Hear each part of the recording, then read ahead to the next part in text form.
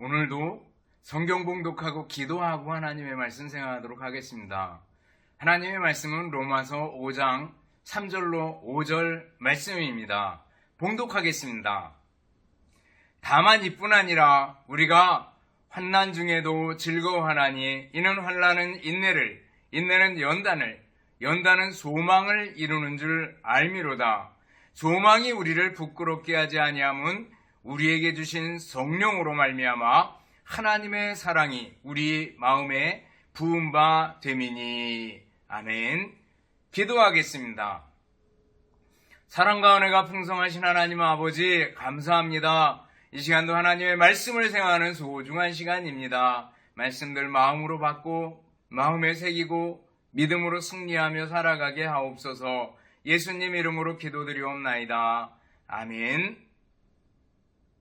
여러분 다시 만나서 반갑습니다. 주님의 이름으로 여러분들을 진심으로 사랑합니다. 11월을 지나가고 있습니다. 11월은 감사의 달인데 정말 여러분들 삶을 돌이켜보고 감사할 수 있기를 바라겠습니다. 지금까지 지내온 것 주의 크신 은혜라 감사하는 여러분들 될 수 있기를 바라겠습니다. 영국의 청교도 존 버년이 있었습니다. 복음을 전하다가 감옥에 갇히게 되었습니다. 근데 무척이나 활동적인 버년이었는데 좁은 공간에 냄새나고 그리고 답답한데 도저히 참을 수가 없었습니다. 그래서 조그만 창틀을 붙잡고 기도합니다. 하나님, 제발 자유를 주십시오. 하나님 내게 자유롭게 일할 수 있는 기회를 주옵소서. 이렇게 기도했습니다. 그리고 정말 답답해하면서 하나님께 기도하며 울곤 했는데 어느 날 하나님의 말씀이 생각이 납니다. 내 은혜가 내게 족하도다. 내 은혜가 내게 족하도다. 내 은혜가 내게 족하도다. 라는 말씀 3번이 들리는 것 같았습니다. 그때 깨닫게 됩니다. 아, 하나님의 은혜, 그 은혜가 내게 족하구나 라고 생각하고 그때부터 오히려 하나님의 은혜에 감사하면서 펜을 들어서 글을 쓰기 시작했습니다. 그리고 그 유명한 철로 역정을 쓰게 되었다고 얘기를 합니다. 여러분들 우리들이 어디서 살아갈 때 고난이 오고 힘든 일이 오고 그럼 답답할 때가 있고 그렇지만 그때마다 하나님께 기도하며 하나님께 나아갈 때 하나님께서 은혜 위에 은혜로 넘치도록 채워주실 줄을 믿습니다. 오늘 본문을 보면은요, 우리가 살아가는 동안에 환난을 당하고 고난을 겪을 때가 있는데 그 고난 속에서 하나님의 뜻을 발견하고 고난의 이유와 목적을 발견하는 게 얼마나 소중한가라는 것들을 보여줍니다. 오늘 바울 사도는 성도들이 당하는 고난에 대해서 얘기해주고 있습니다. 아니, 하나님께 의롭다함 받은 성도들은 적어도 다른 사람들과 같은 고난을 겪지 않아야 되는 거 아닌가? 이런 생각을 할 때가 있습니다. 고난에서 제외되어야 되는 거 아닌가? 이런 생각을 가지게 됩니다. 그런데 그리스도인들도 예수님을 잘 믿는 사람도 불신자들과 마찬가지로 똑같이 한해를 겪고 또 수혜를 입기도 하고 또 병에 걸리기도 하고 오히려 더 많이 고난을 받기도 하고 시련을 겪기도 하는 것을 보게 됩니다. 그렇지만 그리스도인과 그리고 불신자들과 다른 점이 있다면 뭐예요? 그것은 바로 반응의 차이입니다. 고난이 올 때 어떻게 반응하는가라는 거죠. 오늘 바울 사도는 환난 중에 즐거워하고 기뻐한다라는 표현을 씁니다. 고난이 올 때 그리스도인들은 기뻐하고 즐거워한다는 거예요. 이게 가능한가? 가능하다. 그렇게 해야 된다. 할 수 있다라는 겁니다. 여러분들 우리들이 고난이 오고 그리고 환난이 오지만 그 가운데서 기뻐할 수 있는 사람이 되어야 되는데 그것은요 고난의 목적, 고난의 이유를 알면 됩니다. 하나님을 믿는 믿음으로 고난의 이유를 바라보고 고난의 목적을 살펴보면 그렇구나. 그래서 기뻐하고 즐거워할 수 있습니다. 그러면 하나님께서 우리에게 고난을 주시는 이유가 뭡니까? 첫 번째는 잘못을 깨닫게 하시려고 고난을 줍니다. 우리가 살아가다가 죄 짓고 그릇 행하고 잘못하고 그러면 하나님께서 그들을 깨우치기 위해서 고난과 환난을 주는 겁니다. 그래서 저는 종종 고난이 있고 어려움이 있고 할 때 아프고 그러면 하나님이 내 뒤통수 때리는 거 아닌가? 한번 자신을 돌이켜볼 때가 있습니다. 아이들이 어릴 때 잘못했을 때 부모는 매를 들어서 때림으로 잘못을 깨닫게 해줍니다. 특별히 남의 물건을 훔치거나 거짓말을 하거나 할 때는 매를 통해서 아주 호되게 야단을 치고 그리고 깨우쳐주는 걸 볼 수가 있습니다. 사사시대를 쭉 보면 이스라엘 백성들이 하나님을 떠나가면 하나님께서 이웃 나라를 통해 가지고 이스라엘 백성들을 채찍질 하시는 걸 볼 수가 있습니다. 그러면 이스라엘 백성들이 깨닫고 하나님께 울부짖게 되고 하나님께서는 사사를 세워서 구원해 주시는 걸 봅니다. 하나님께서 매를 통해서 하나님을 찾도록 만드는 거죠. 잘못을 깨닫도록 만드는 겁니다. 하나님께 불순종하고 도망치던 요나를 하나님께서 풍랑을 통해 가지고 그를 깨우시고 그리고 바다에 던져지고 물고기 뱃속에까지 들어가게 만드는 것을 볼 수가 있습니다. 그래서 요나가 다시 자기의 사명을 깨닫고 자기의 사명의 길로 가게 되는 걸 봅니다. 잠언 3장 11절 12절 보면 이렇게 말씀합니다. 내 아들아 여호와의 징계를 경히 여기지 말라. 가볍게 여기지 말래요. 그 꾸지람을 싫어하지 말라. 대저 여호와께서 그 사랑하시는 자를 징계하시기를 마치 아비가 그 기뻐하는 아들을 징계함 같이 하시느니라 그랬습니다. 이거를 히브리서 기자는 그대로 인용을 하잖아요. 그래서 히브리서 12장 6절로 8절 보면 주께서 그 사랑하시는 자를 징계하시고 그를 받아들이시는 아들마다 채찍질 하심이라 하였으니 너희가 참으면 징계를 받기 위함이라. 하나님이 아들과 같이 너희를 대우하시나니 어찌 아버지가 징계하지 않는 아들이 있으리요. 징계는 다 받는 것이오늘 너희에게 없으면 사생자요 참 아들이 친아들이 아니니라. 이렇게 말씀하고 있습니다. 우리가 살아가다가 고난을 당하고 환난을 당할 때 또 병들고 실패를 맛볼 때 우리는 우리 자신을 돌이켜보고 하나님 내가 잘못한 것은 없나요? 이렇게 회개를 할 줄 아는 사람이 되어야 합니다. 그렇다고 다른 사람이 병들었는데 가서 당신 무슨 죄 지었나 돌이켜보셔. 당신 무슨 죄 지었지 이렇게 얘기하면 굉장히 무례한 게 될 겁니다.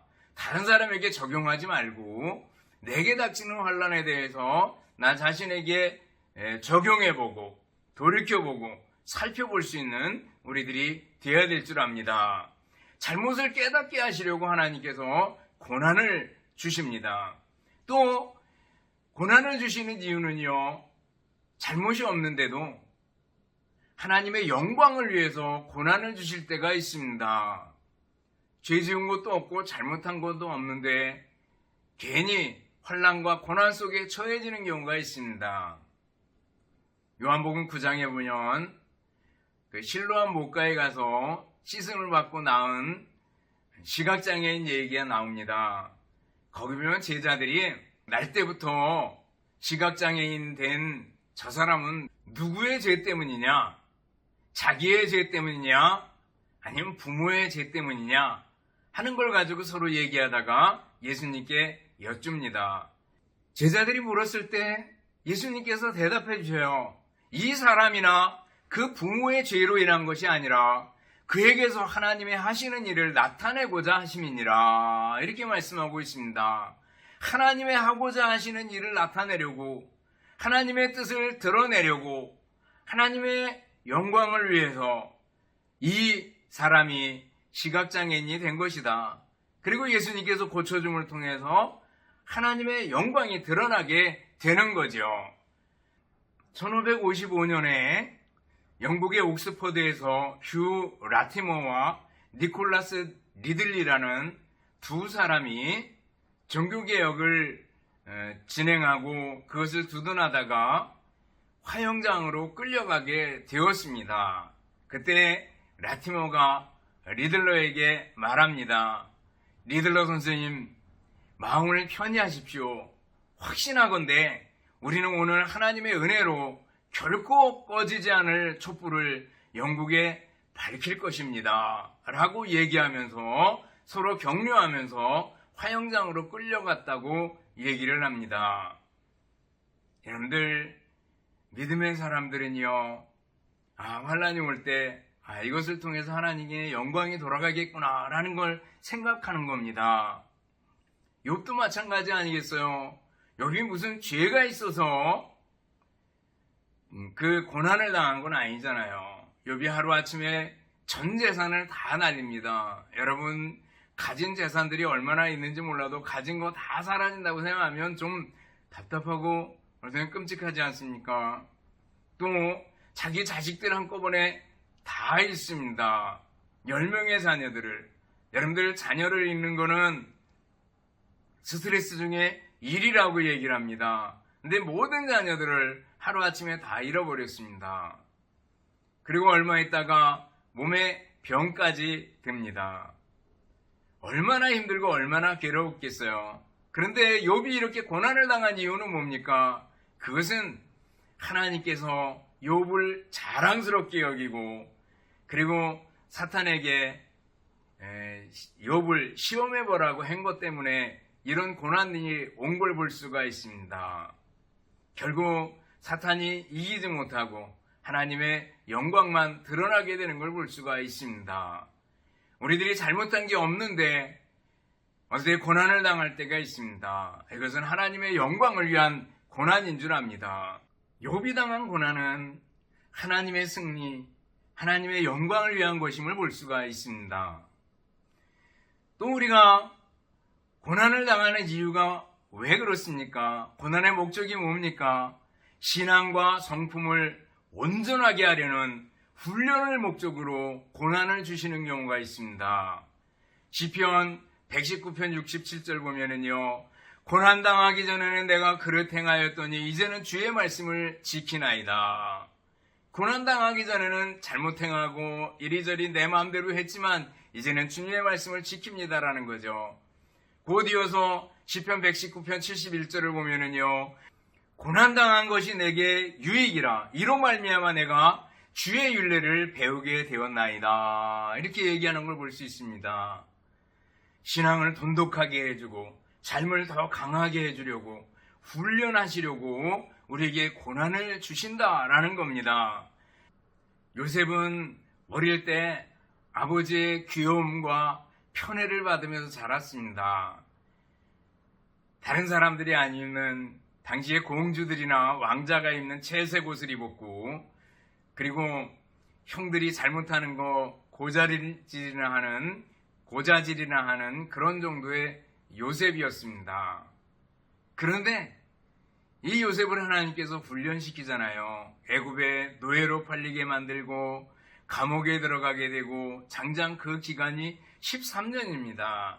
이 혹독한 훈련을 거친 후에 요셉은 일약 애굽의 총리로 발탁돼서 애굽을 구하고 그리고 가족을 살려내는 걸 볼 수가 있습니다.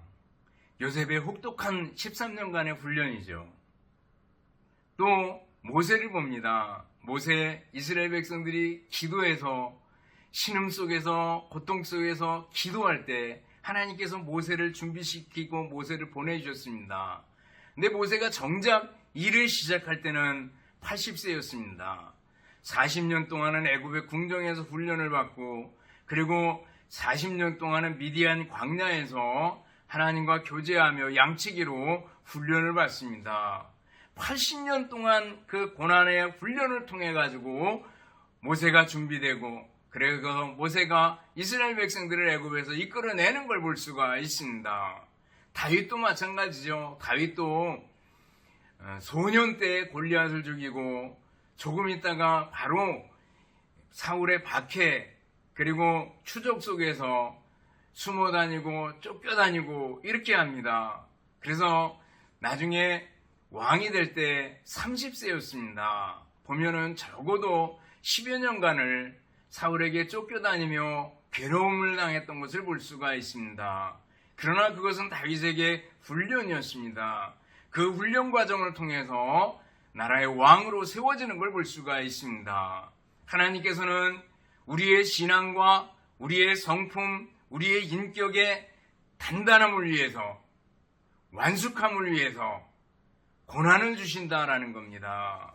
그러면 여러분들 우리들이 고난이 올 때 기뻐할 수 있는 우리들이 되어야 될 줄 압니다.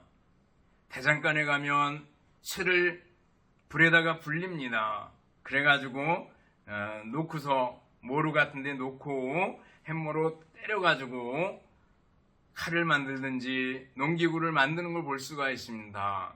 땅땅 때려가지고 모양을 만들고 그리고 물에다 집어넣어가지고 굳히고 또 다시 불에 데워서 단단하게 해가지고 또 때리고 물에다 넣었다가 다시 불에 넣고 하는 일을 반복해서 합니다.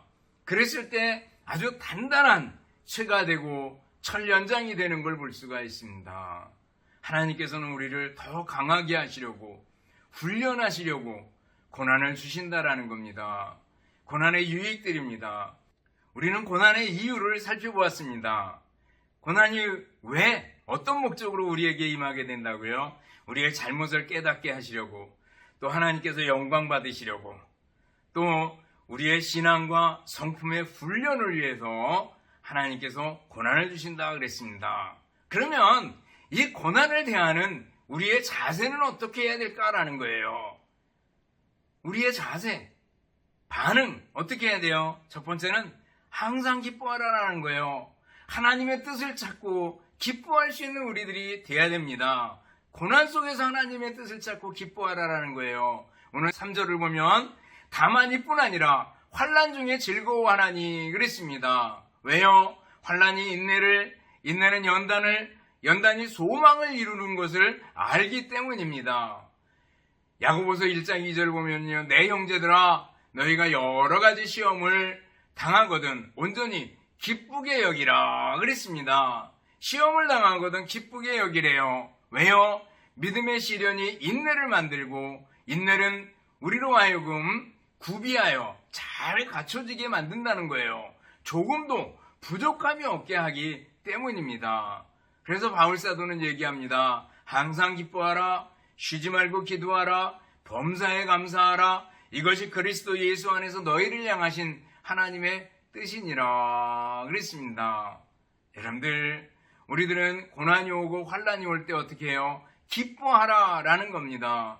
우리가 살아가는 동안에 크고 작은 어려움들이 있고 고난이 있을 수 있습니다. 인간관계에서 오는 거, 병에서 오는 거, 또 실패, 또 경제적인 어려움들 이런 것들 모두가 다 고난으로 올 수 있지만 이 고난들이 올 때 우리는 오히려 기뻐하고 즐거워할 줄 아는 사람이 돼야 됩니다. 이게 가능해요. 믿음의 사람에게는 가능합니다. 그러면은 두 번째 반응은 뭐예요? 소망 중에 인내할 줄 알아야 된다라는 거예요. 3절 4절 쭉 보면은요. 다만 이뿐 아니라 우리가 환난 중에도 즐거워하나니 이는 환난은 인내는 연단은 소망을 이루는 줄을 알미로다 그랬습니다. 인내와 소망은 친구입니다.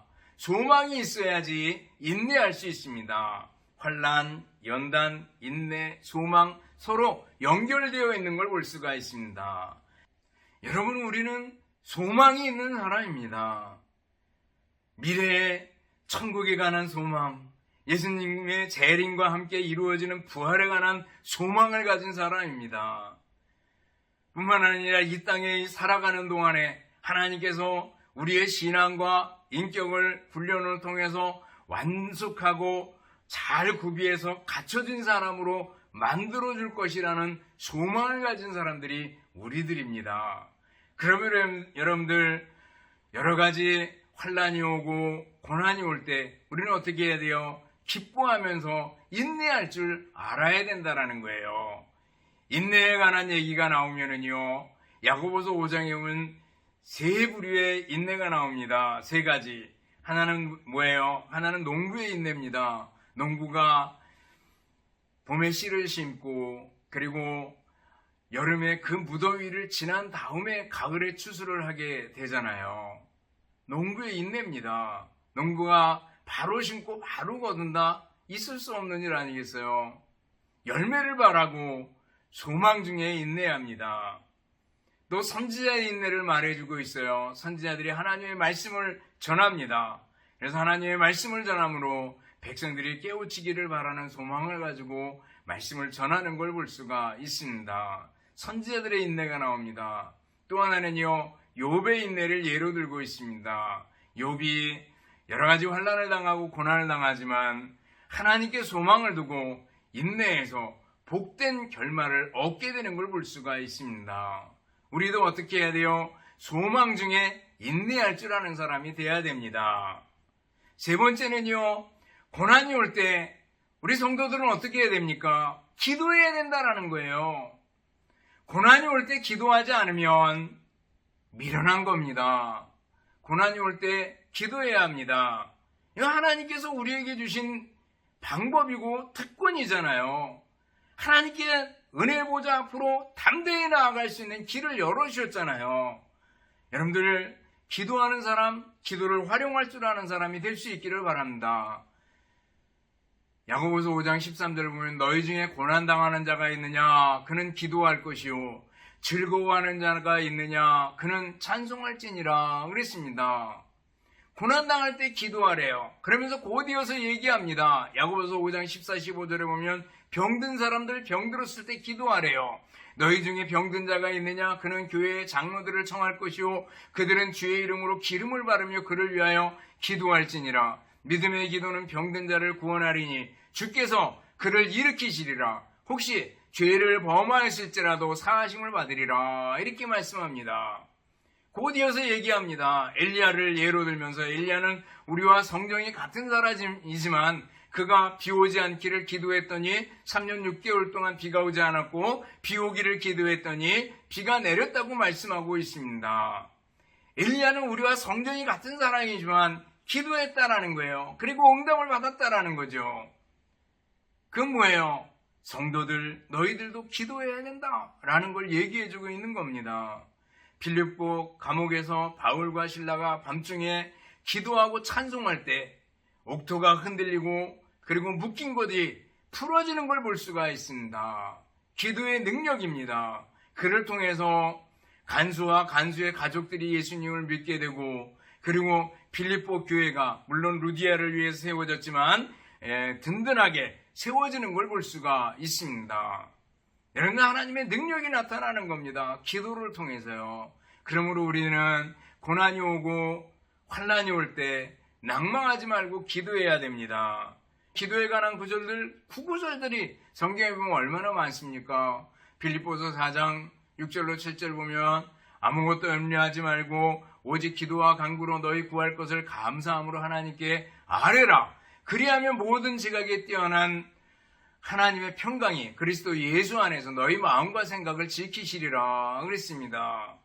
예레미야 29장 12, 13절 보면은요, 너희가 내게 부르짖으며 내게 와서 기도하면 내가 너희의 기도를 들을 것이요 너희가 온 마음으로 나를 구하면 나를 찾을 것이요 나를 만나리라.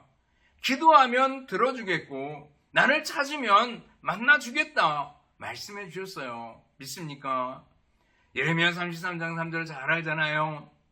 너는 내게 부르짖으라. 내가 내게 응답하겠고 내가 알지 못하는 크고 은밀한 일을 내게 보이라 말씀하고 있습니다.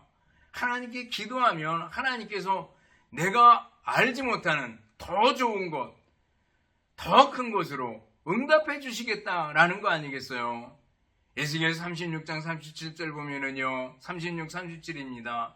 주 여호와가 이같이 말하노라. 그래도 이스라엘 족속이 이같이 자기들에게 이루어 주기를 내게 구하여야 할지니라 그랬습니다. 예루살렘에 양떼와 소떼 사람들로 가득 차게 해주겠다 약속해 주셨어요. 그러나 그래도 이스라엘 백성들이 내게 구하여야 할지니라 라는 거예요.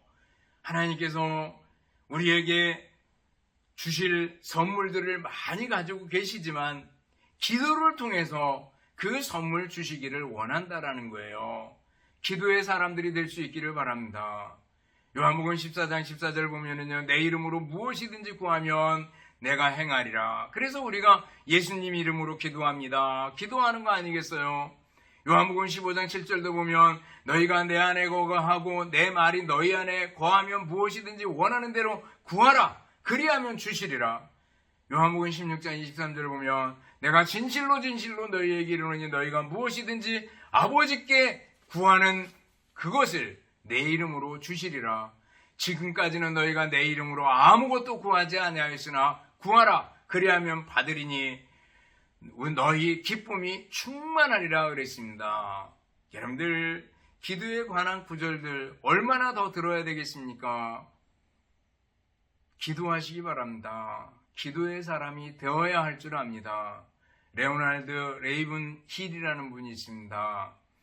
부흥의 세대여 통곡하라 라는 책을 썼습니다. 거기 보면 이렇게 말씀하고 있습니다. 기니까 제가 읽어드릴게요. 교회를 조직하는 사람들은 많지만 고뇌하며 기도하는 사람들은 적다. 돈을 내는 사람들은 많지만 기도하는 사람들은 적다. 쉬는 사람들은 많지만 씨름하듯 기도하는 사람들은 적다. 일하는 사람들은 많지만 기도하는 사람들은 적다. 기도하지 않는 자들은 노는 자들이다. 역동적인 신앙생활의 두 가지 필수 요소는 비전과 열정이다. 그런데 이 둘이 기도에 밀실해서 발생한다. 설교의 사역은 소수에게 열려있지만 기도의 사역은 모든 하나님의 자녀에게 열려있다. 기도의 비결은 은밀하게 하는 데 있다. 세속적인 신자는 기도를 중지하고 기도하는 신자는 세속을 중지한다. 11조는 교회를 세우지만 눈물은 교회에게 생명을 준다. 이것이 현대교회와 초대교회의 차이점이다. 우리는 돈 내는 것을 강조하지만 그들은 기도하는 것을 강조했다. 우리가 돈을 낼 때는 땅을 살 수 있지만 그들이 기도했을 때는 땅이 흔들렸다. 이렇게 기록하고 있습니다. 여러분들 기도의 사람이 되어야 됩니다. 사탄이 가장 두려워하는 건 기도하는 겁니다.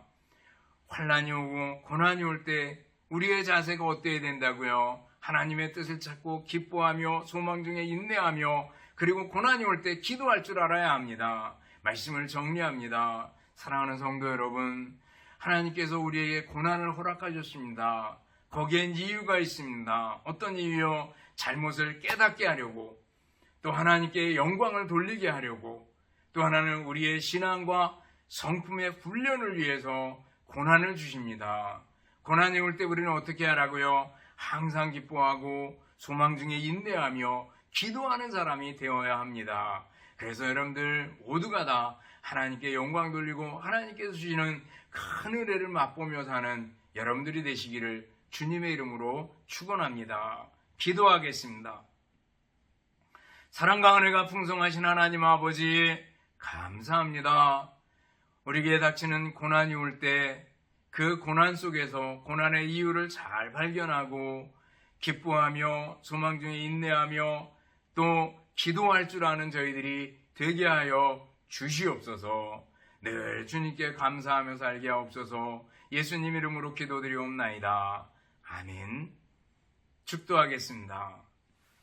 이제는 우리 주님 예수 그리스도의 은혜와 하나님 아버지의 극진하신 사랑하심과 성령님의 교통하시며 인도하심이 함께 모여 예배드리며 말씀 듣는 우리 모든 성도들 머리머리 위에와 가정들 위에 주님의 몸된 교회와 우리나라 민족 위에 이제로부터 영원토록 함께 있을지어다.